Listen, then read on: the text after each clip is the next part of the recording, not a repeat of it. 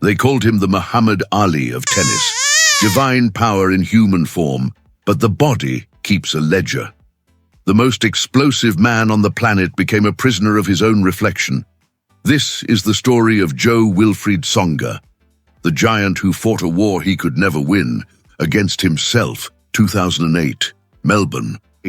The tennis world belonged to two men, Federer and Nadal. Everyone else was just renting space. Then Tsonga walked onto that court. Not walked, erupted. First Grand Slam, first final. He tore through the draw like a man possessed. Andy Murray, Richard Gasquet, Mikhail Yuzhny gone. Then came the semi-final. Rafael Nadal, the human wall, the man who didn't break. Tsonga broke him 6-2, 6-3, 6-2. It wasn't a match, it was an execution. Nadal called it an avalanche. The ball came at him flat, fast, vicious. No time to think, no time to breathe. Tsonga's forehand was a weapon forged in rage. His serve, a hammer. And when he came to the net, those hands, surgical, deadly. He didn't just beat Nadal. He dismantled the idea that Nadal was unbeatable. But here's the thing about explosions. They consume everything, including the bomb itself. The final. Novak Djokovic. Tsonga lost. 4 sets. The dream died that day. But something else was born. A question that would haunt him for 14 years. What if the body had held? What if? But let's rewind. Before the glory, before the pain. Who was this man? Jo-Wilfried Tsonga, born in Le Mans, son of Didier, a handball player from Congo, and Eveline, French to the bone. He was the embodiment of multiculturalism before it became a buzzword. Half black, half white, all French. His father's explosive athleticism, his mother's discipline. The fusion created something rare, a showman with substance.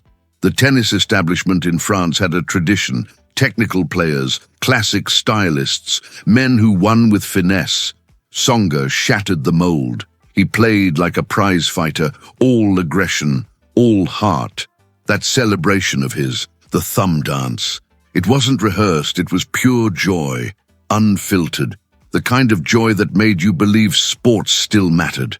His training ground, the INSEP, the National Institute of Sport. It wasn't a country club, it was a forge. Young athletes learned to fend for themselves. No coddling, no silver spoons. Tsonga absorbed that lesson. Autonomy, resilience. If you wanted something, you took it. Nobody handed you anything. That mindset would carry him through hell later. But first, it carried him to heaven. 2008 wasn't a fluke. That same year, Paris-Bercy, his home crowd, the Masters 1000 tournament. Tsonga fought through the draw and faced David Nalbandian in the final. The Argentine was a crafty veteran, a grinder. But Tsonga had something Nalbandian didn't. Hunger, raw, uncut hunger. He won. The French crowd exploded. He was their new champion.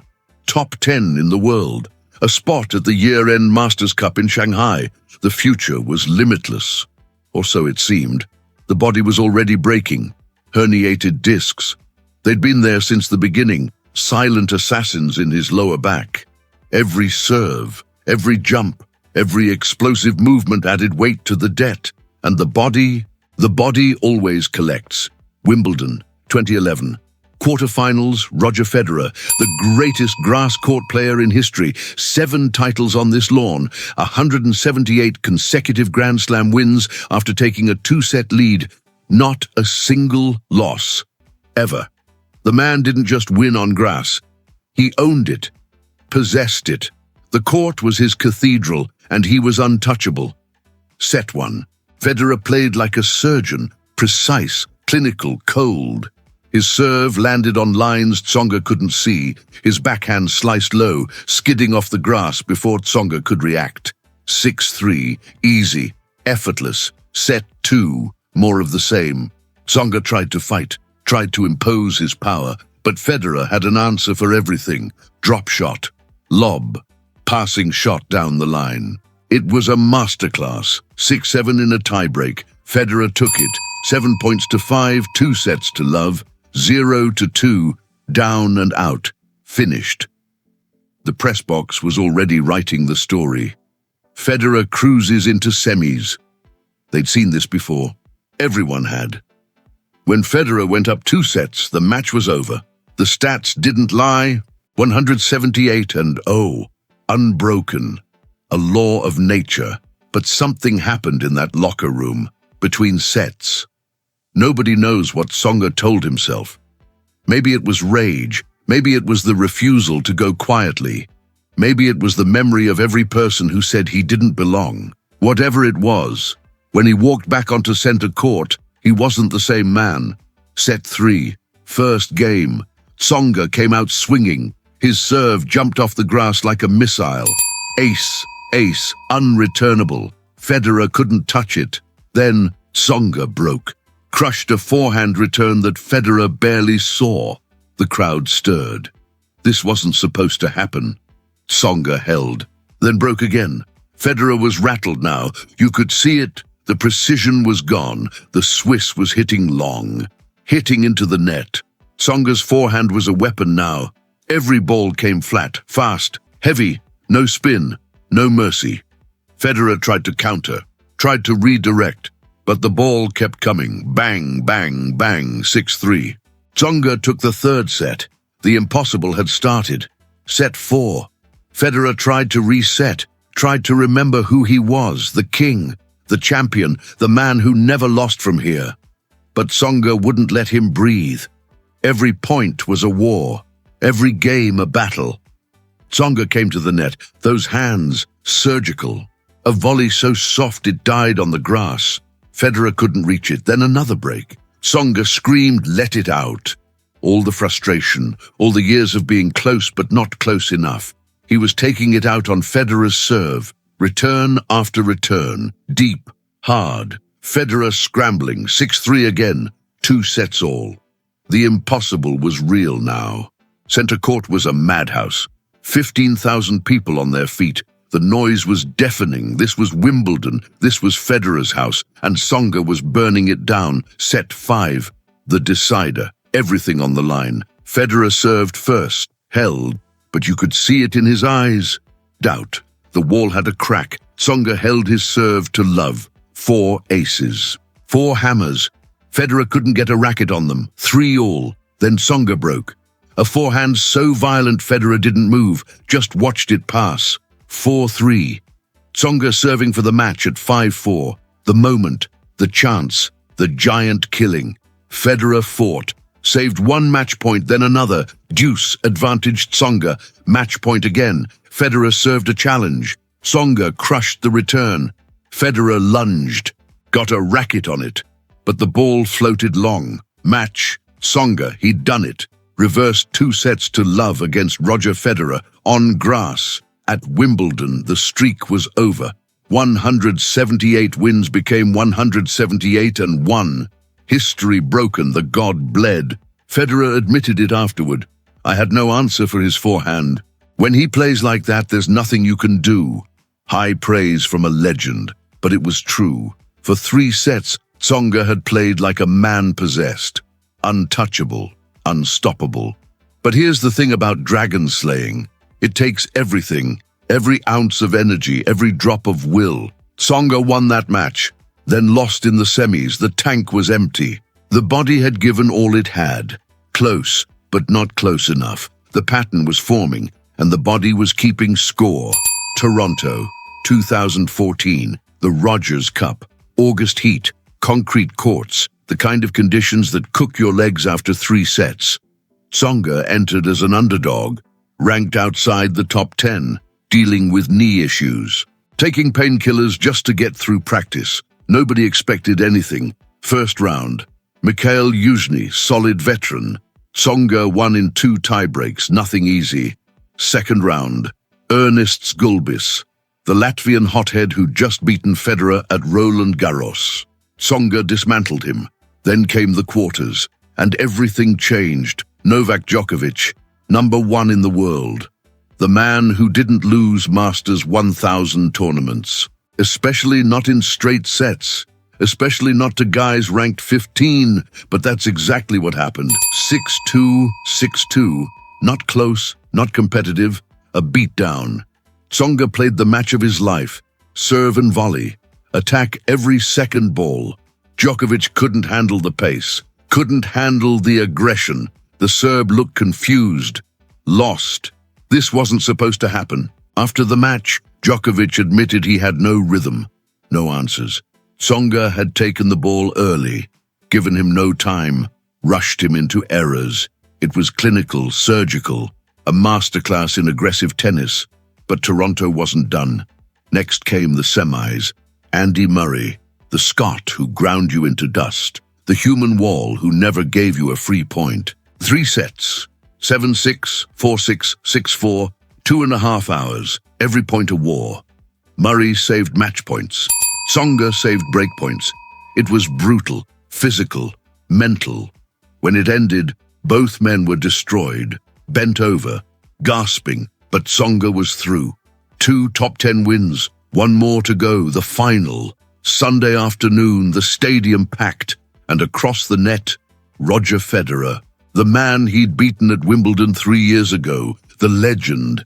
17 Grand Slams, playing on his favorite surface. Federer came out strong, took the first set to 5, but Tsonga held. 7-5, close, tight, every game mattered. Set 2, same story. Federer serving for the match at 6-5, match point. The Swiss has one chance to close it out. He misses the first serve, the second comes in flat.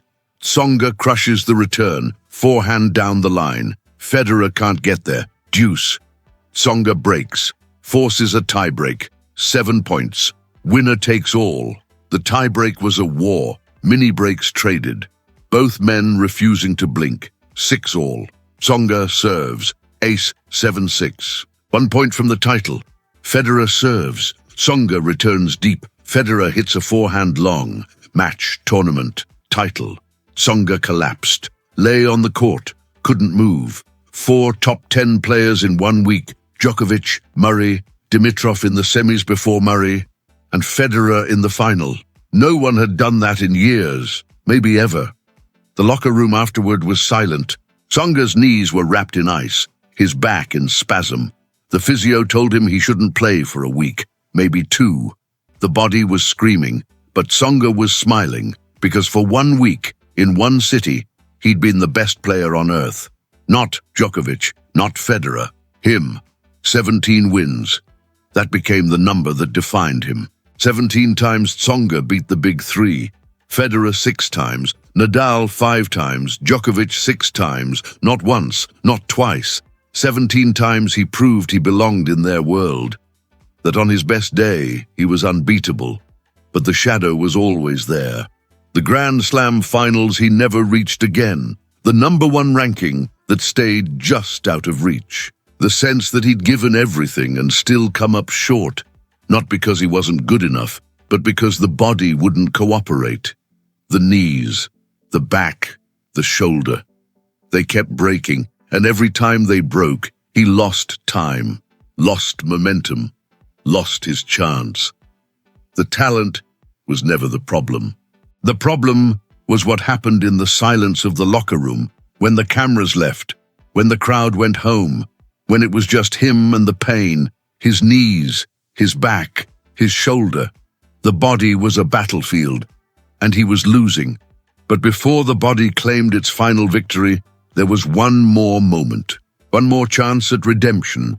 2017, the Davis Cup, France's national obsession, the tournament that mattered more than rankings, more than prize money, more than individual glory. France hadn't won in 16 years, 16 years of coming close, of semi-finals and finals and heartbreaking losses. The pressure on French tennis was suffocating. Every year, the same question. When? When will we win again? Tsonga had carried that weight his entire career. The expectations, the demands. Be the savior, be the hero. Bring the trophy home. He'd tried. God, he'd tried. But Davis Cup is cruel. It demands everything, and his body kept failing him at the worst moments. 2017 was supposed to be different. The team was strong. Pouille, Herbert, Mahut. But everyone knew the truth. If France was going to win, Tsonga had to deliver. He was the veteran, the leader, the closer. The path to the final was brutal. Great Britain in the semis. On clay in France. Murray playing. Tsonga won his match, kept France alive. Then the doubles, then the decisive rubber. France advanced. The final. Lille, northern France. November cold. Indoor hard courts. The opponent, Belgium, a country France should beat, on paper. But tennis isn't played on paper. It's played with your body, and Tsonga's body was hanging by a thread. He'd aggravated his knee 2 weeks earlier. The inflammation was back. The pain, constant. The team doctors told him to rest, told him he was risking permanent damage. He told them he didn't care. This was for France, for all the years of falling short, for every Frenchman who dreamed of this trophy. The opening rubber, Tsonga versus Steve Darcis. The Belgian was ranked lower, should have been manageable, but nothing was manageable on that knee. First set, tight. Tsonga took it, 7-5. Second set, tighter, 7-6 in a tiebreak, but you could see it, the grimace after every point, the hesitation on the explosive movements. He was playing through agony. Third set, Darcis pushed, sensed weakness. Took Tsonga to a tiebreak. 6-all in the breaker. 1 point from losing the set. 1 point from giving Belgium life. Tsonga served. His knee buckled slightly on the toss, but he got through it. Ace, 7-6, then match point. Darcis hitting everything he had. Tsonga defending. One last forehand. Down the line. Darcis stretched. Couldn't reach it. Match. France. Tsonga collapsed. Didn't celebrate. Just collapsed. The pain was too much. The medical team rushed on, iced the knee, gave him anti-inflammatories. He could barely walk off the court. But France was up 1-love, and the next day, Pouille won his match, 2-love. France needed 1 more point, 1 more match. The trophy was within reach. The atmosphere in Lille was insane. 20,000 French fans, singing, chanting, believing this was it. After 16 years, after all the pain, after all the near misses, this was the moment. The doubles, Tsonga and Herbert, against Bemelmans and Delors. Tsonga couldn't move. Not really, he told Herbert before the match. I can't cover the court. You'll have to do most of the running. Herbert nodded, said they'd figure it out. They did. 3 sets, 10-7, 6-3, 6-4. Not pretty, not dominant, but enough. When the final point landed, Tsonga dropped his racket, fell to his knees, buried his face in his hands. He was crying. The tough guy, the showman, the warrior, crying like a child. The team mobbed him. The crowd was delirious. 16 years of waiting. Over. Done. The trophy was theirs. Tsonga held it above his head. Every ounce of pain worth it. Every sacrifice justified. For a moment, the body didn't matter. For a moment, he was invincible. But moments don't last. The knee swelled that night. By morning, he couldn't straighten his leg. The doctors said what he already knew. He'd done permanent damage. The cartilage was shredded. Surgery was inevitable. Again. But he'd delivered. That's what mattered. When France needed him most, he'd been there, broken body and all. That's what separates the good from the great. The willingness to sacrifice everything, even if it costs you everything. The medical file told a story of war, calcified ligaments in the spine, surgeries on both knees, 2008, then 2018. 10 years of scar tissue building on scar tissue. The explosiveness that made him great was the same thing killing him. Every leap added microfractures. Every sprint wore down cartilage. Every violent rotation of the torso compressed the discs in his back. And there was something else, something genetic, something he couldn't fix with surgery or physical therapy. Sickle cell trait, inherited from his father's African bloodline. The same genes that gave him explosive power also cursed him with a cruel limitation. His red blood cells didn't carry oxygen properly. Not always, not under stress. Long flights, his body struggled to oxygenate. High-altitude tournaments, his recovery took twice as long as other players. The fatigue hit harder, lasted longer. While other guys bounced back in a day, Tsonga needed 3, 4, sometimes a week. Coaches told him to manage it. Doctors gave him protocols, hydration, supplements, controlled breathing exercises. But you can't hack biology. You can't outsmart your DNA. The body has limits. And Tsonga's limits were written into his cells. 2018, the rankings said it all. Number 259 in the world, 259. From top 5 to oblivion. The knee surgery had wrecked him, not just the knee, everything connected to it. The explosive movements were gone, the confidence shattered, months of rehab. But rehab isn't just physical therapy. It's waking up in empty hotel rooms at 3 in the morning, staring at the ceiling, wondering if this is it, if the body has finally said no, permanently. The circuit moves on without you. While you're doing resistance bands in a medical facility in France, other men are playing in front of crowds, winning titles, making memories.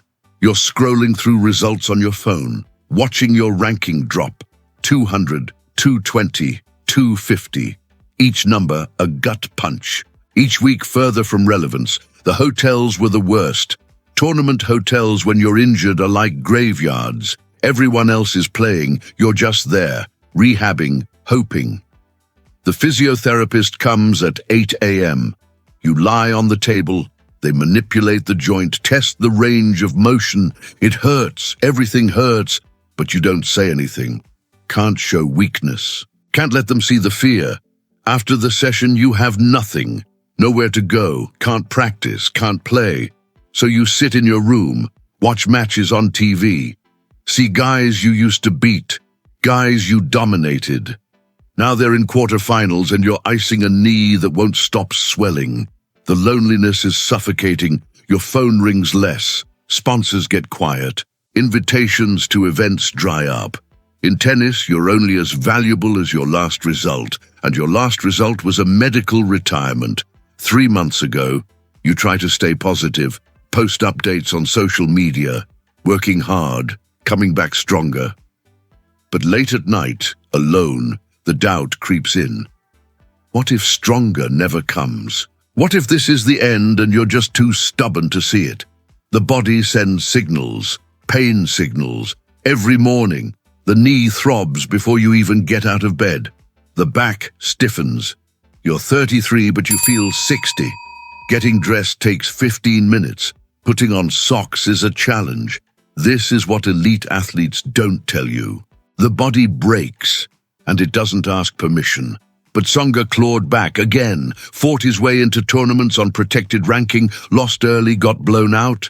The score lines were brutal, 6-1, 6-2, to guys ranked outside the top 100. Guys he'd beaten in his sleep 5 years ago. Now they were taking him apart, but he kept fighting. Climbed back into the top 100, then the top 70. The ranking improved, but the body kept breaking. Every tournament was a negotiation. How much can I give before something snaps? How hard can I push before the knee says stop? 53, that's where he got. Top 53. Not bad for a man they'd written off, but the climb had cost him. Every match took more out of him than it used to. Recovery took longer. The explosiveness was gone. He compensated with craft, with experience, with the knowledge of where to be on the court. But craft doesn't win you Grand Slams. Power does, and the power was gone. 2020. The body won. Chronic back pain. Not the kind you manage with ice and anti-inflammatories, the kind that makes you scream when you try to bend over. Calcified ligaments. The spine doesn't bend the way it's supposed to. Every movement is agony. And then there's the thing nobody talks about. The thing that breaks athletes more than injuries, the inability to be a father. Tsonga couldn't lift his son, Sugar, 3 years old, wants to be picked up, wants to play. Wants his dad to throw him in the air like dads do. But dad can't. Dad's back won't allow it. Dad grimaces when he tries, and the kid sees it, sees the pain, sees the frustration. That's when something shifts, when tennis stops being everything. When you realize there are things more important than a ranking, more important than a comeback. Your kid doesn't care if you were number 5 in the world. He just wants you to play with him, and you can't. 14 months. That's how long Tsonga stopped, disappeared from the tour. No announcements, no updates, just gone. Some people thought he retired. Others figured the injuries had finally won. But he was in a different kind of battle, the mental one, the one where you stare at yourself in the mirror and ask the hard questions. Who am I without tennis? What's left when the thing that defined you is gone? Can I live with never winning a Grand Slam? Can I accept that the body failed before the dream was realized? Physical therapy every day, not the athlete kind, the regular person kind. Exercises to regain basic mobility, stretches to reduce pain enough to function. This wasn't about returning to center court. This was about being able to carry groceries, about playing with your kids without crying out. The tour moved on. New stars emerged, young guys with fresh knees and flexible spines, guys who could still explode. Tsonga watched from home, played with his kids, went to their school events, lived a normal life for the first time in 20 years, and slowly, quietly, the fire changed. It wasn't about conquering the world anymore. It was about proving one last thing, that the spirit hadn't broken, that even if the body quit, the man didn't. Fatherhood changed everything. Sugar, Lilo, Po Ivy, 3 children, 3 reasons to walk away. Tsonga admitted it in interviews. The fire was gone, not the competitive fire. The fire for the grind, the airports, the hotels, the endless travel. When you're 25, flying to Dubai for a tournament is an adventure. When you're 35 with 3 kids at home, it's time stolen. Time you'll never get back. Sugar's first steps, Lilo's first words, birthday parties, school plays, all the small moments that make a childhood. He was missing them. For what? A ranking? A paycheck? Tennis was no longer the center of the universe. It was just a job that hurt, a job that kept him from his family, a job where his body betrayed him daily. And jobs end. They have to. But there was one more thing he needed to prove. Not to the world, to himself, that the spirit hadn't broken. That even if the body had quit, the man hadn't. Marseille, February 2021, his return. 14 months since he'd competed. 14 months of wondering if he still could. The body was different now, heavier, slower. The explosiveness wasn't coming back. The doctors had been clear. At this point, it was about pain management, not performance. He trained anyway, modified everything. Couldn't jump like before, so he shortened his service motion. Couldn't sprint to every ball, so he positioned smarter. The young Tsonga played with power. The old Tsonga would have to play with craft. First round, Feliciano Lopez, the Spanish veteran. 40 years old, still grinding on tour, still competing, a survivor like Tsonga. Both men knew this wasn't about glory. It was about proving you could still do it. That age and injury hadn't stolen everything. First set, Tsonga was rusty, timing off, serve inconsistent, he lost it. 6-4, looked washed, looked finished. The crowd grew quiet. Maybe this was a mistake. Maybe 14 months was too long. Second set, something clicked, not physically, mentally. He remembered who he was, what he'd done. Wimbledon 2011, Toronto 2014, Davis Cup 2017. He'd beaten giants. This was just Feliciano Lopez. The serve found rhythm. The forehand started landing. He took the second set, 6-3. The crowd woke up. Believed. Third set. Both men exhausted, neither willing to lose. Every point mattered, every game a battle. Tsonga's knee was screaming, his back in spasm. But he'd played through worse. He'd played Davis Cup finals with a shredded meniscus. This was nothing. 7-5. Tsonga won. Took him 2.5 hours. left everything on the court. When the last ball landed, he didn't celebrate, just nodded, walked to the net, shook Lopez's hand, then limped to the locker room. The physical therapist met him there, asked how the knee felt. Tsonga laughed, a dark laugh. It feels like it's 70 years old, but he was through. He'd won. 14 months of doubt. 14 months of wondering if he'd ever compete again. Answered. It wasn't pretty. It wasn't dominant. But it was a win. Proof that the fire, however faint, still burned. Proof that he could still compete. Still fight. Still matter. But the body was a ticking clock, and time was running out. How do you say goodbye? How do you walk away from the only thing you've ever known? For Tsonga, there was only one answer. Roland-Garros, the red clay of Paris. The place where he'd trained since he was 11, the cathedral of French tennis. If he was going to fall, he'd fall there. May 2022, Philippe Chatrier Court, the center stage. His stage, the opponent, Casper Ruud, young, hungry, a future finalist. Tsonga knew he couldn't win. The body had made that decision for him, but he could go out on his terms. The first set, competitive. The second, Ruud pulled ahead. The third, Tsonga fought, gave everything. But in the fourth set, the shoulder gave out. The rotator cuff, it just quit, mid-match, mid-swing. The pain was blinding. He could have retired, walked off, preserved what was left. But that wasn't Tsonga. He finished. Injured or not, he finished. When it was over, he dropped to his knees, kissed the clay. The same clay that had witnessed his rise, now it witnessed his fall. The crowd stood, 15,000 people, all on their feet. Applause that shook the stadium. Messages from the Big Four. Federer, Nadal, Djokovic, Murray. The gods of tennis sent their respects. Validation from the men he'd battled for a decade. His final speech. I'm French, I'm Swiss, I'm Congolese. I'm black, I'm white. A man of many worlds, a bridge between cultures, a symbol of something bigger than tennis. The talent took him to the top, but it was the body that decided how long he stayed. That's the truth nobody tells you.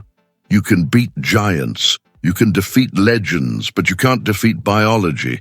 The body keeps a ledger, and eventually it demands payment. Tsonga walked off that court for the last time. No Grand Slam, no #1 ranking, but a legacy carved in defiance.